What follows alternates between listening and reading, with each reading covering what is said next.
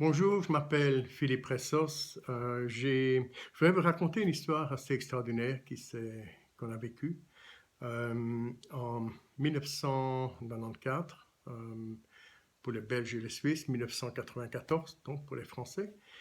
Et nous vivions à l'époque à Bondi Beach, près de Sydney, en Australie, dans un appartement. Nous avions trois enfants à l'époque. Le plus jeune allait avoir 7 ans, c'était un garçon. Et ma femme s'est retrouvée enceinte.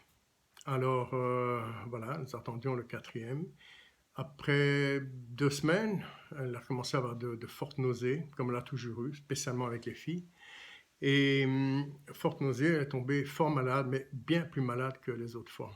Alors, elle était alitée, elle était devenue de plus en plus faible parce qu'elle ne pouvait plus manger.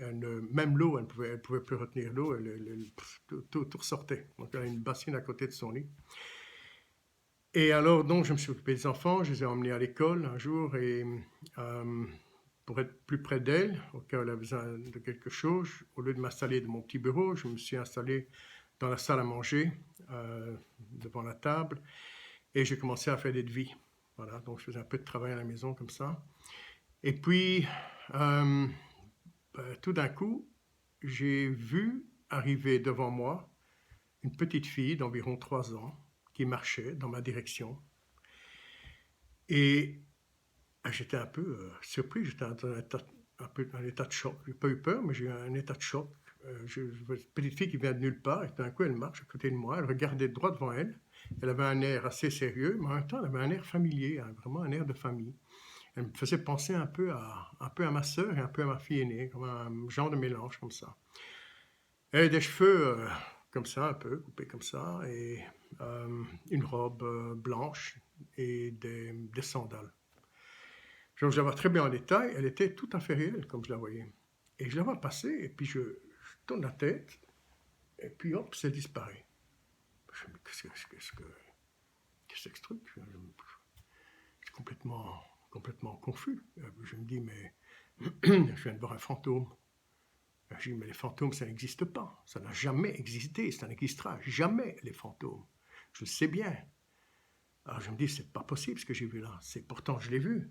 Alors qu'est-ce que ça pourrait bien être? Alors déjà, je croyais en rien du tout. Pour moi, on est, on vit, on meurt, il n'y a rien avant et il n'y a rien après. Et puis voilà, c'était ma façon de voir la vie, de voir les choses et de comprendre, voilà, comprendre les choses autour de moi. Et c'est ma perception, voilà, c'était comme ça. Et puis je me suis dit, bon, il faut que je me raisonne un peu. Qu'est-ce que je viens de voir, quoi? Il doit y avoir une explication. C'est une explication rationnelle. Alors je me suis dit, cherchons. J'ai vu, voilà, certainement, j'ai mes neurones qui ont créé d'eux-mêmes, pour une raison ou une autre, ont créé une image qui n'existe pas, mais qui me donne l'impression d'exister. Bon, l'explication ouais, paraissait claire et était assez cartésienne et scientifique. Et puis je me dis, bon, c'est sûrement ça, mais ça crée un problème. Donc je me suis dit, peut-être que je deviens schizophrène. C'est pas normal de voir ça, en fait. Ou enfin, il y a quelque chose qui ne va pas. Ou j'ai peut-être une tumeur au cerveau, il y a un truc qui cloche. Je vais peut-être devoir en parler au médecin.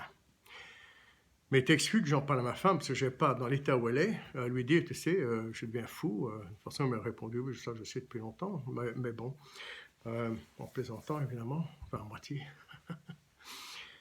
Et puis, les jours passent et quelques jours plus tard, je suis dans mon bureau et puis je vois à nouveau cette petite fille passer. Et je me dis, tiens, la petite fille, nouveau. Décidément, ça commence à aller de plus en plus mal. Il faut vraiment que j'aille voir un médecin. Mais je n'ai pas le temps d'aller voir le médecin. J'étais trop occupé avec tout ce qu'il fallait faire. Parce que ma femme, entre-temps, a dû aller 2 fois à l'hôpital pour se faire réhydrater. Donc, quelques semaines ont passé, peut-être trois semaines ont passé après, et entre-temps, j'ai vu encore une fois dans la cuisine passer la petite fille. Puis finalement, ma femme est revenue de l'hôpital, elle allait beaucoup mieux, et nous étions en train de discuter tous les deux. J'étais en train de lui parler, on était dans la salle de bain, et sur ma droite, il y avait une porte ouverte qui donnait vers un petit couloir qui donnait aux chambres. Alors je suis en train de lui parler, blablabla, je ne sais plus de quoi. Et puis, tout d'un coup, du coin de l'œil, je vois repasser la petite fille. Alors, je tourne la tête, j'arrête de parler, je tourne la tête vers la droite, et puis je reviens pour continuer la discussion, comme si rien ne s'était passé, puisque je ne lui avais pas parlé. Mais elle ne me laisse pas le temps de reprendre la conversation, et elle me dit, avec ses grands yeux bleus écarquillés, elle me dit, « Tu viens de voir passer une petite fille, hein, oui. » À chaque fois, je sais pas si... Vraiment, la chair de poule. Hein. Dingue.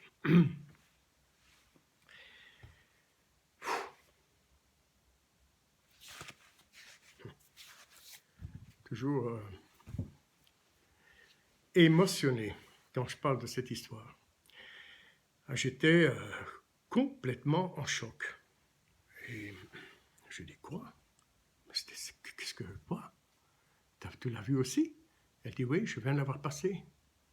Je me dis que c'est complètement fou, cette histoire-là. Comment c'est... Elle me dit, oui, je viens de l'avoir passé, j'ai déjà vu avant aussi. Je dis, moi aussi, j'ai déjà vu avant. Je l'ai vu plusieurs fois, j'ai vu 3 fois dans la maison.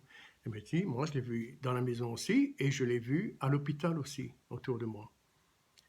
Je dis, mais ça n'a pas de sens. Ça n'a pas de sens, ce truc. Elle me dit, je dis, mais qu'est-ce que tu crois que c'est?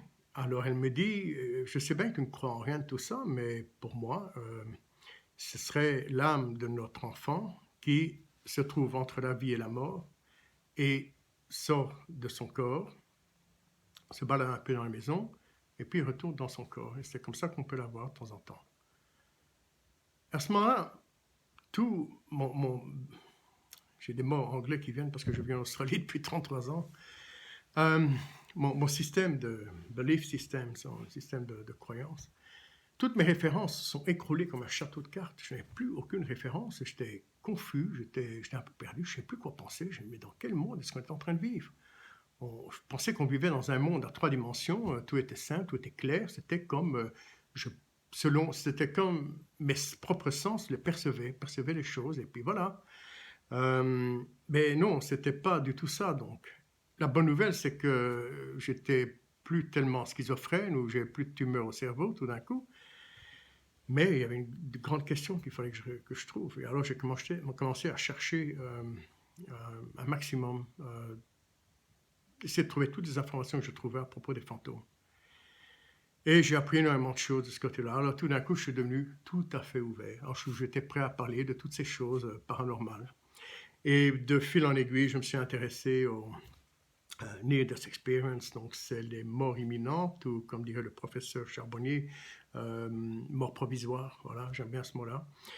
Et puis aussi la réincarnation, extrêmement intéressant aussi, puis j'ai lu un tas de livres dans ce domaine, et puis voilà, ça a monté, j'ai appris tellement de choses dans ce domaine, bon. Enfin voilà, je voulais raconter cette histoire parce que peut-être certains de vous ont vécu une histoire similaire, et je dois dire que après avoir vécu ça, j'ai commencé à parler de temps en temps à certains clients quand je voyais que je pouvais leur parler de ce genre de choses. Donc, de temps en temps, je parlais, je racontais mon histoire, je leur demandais si eux aussi avaient vécu quelque chose de paranormal.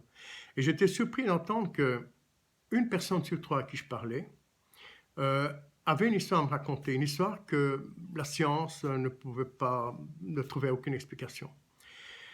Et c'est incroyable, en fait. Le nombre de gens qui ont vécu quelque chose dans leur vie, 1 fois, 2 fois, 3 fois, 5 fois, 10 fois, et pour lequel il n'y a aucune explication rationnelle. Mais ils n'en parlent pas, ils gardent ça pour eux. Et je me dis, c'est énorme la quantité de gens qui vivent ça. C'est à se demander si tout ça ne nous est pas caché pour une raison ou l'autre, finalement. Donc, voilà, si vous avez vécu une expérience intéressante que vous voulez partager, n'hésitez pas à laisser un petit mot et je serai très heureux de vous répondre et je serai aussi très heureux d'entendre votre histoire, enfin. Merci de m'avoir écouté. Au revoir.